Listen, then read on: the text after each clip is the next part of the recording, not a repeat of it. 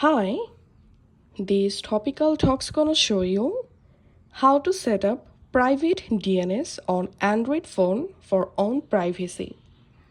Go to your Android phone settings app and tap on connections. Under connections, tap on more connection settings and tap on private DNS and select private DNS provider host name.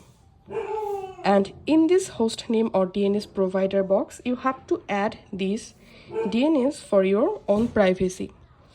dns.adguard.com and then just save the DNS.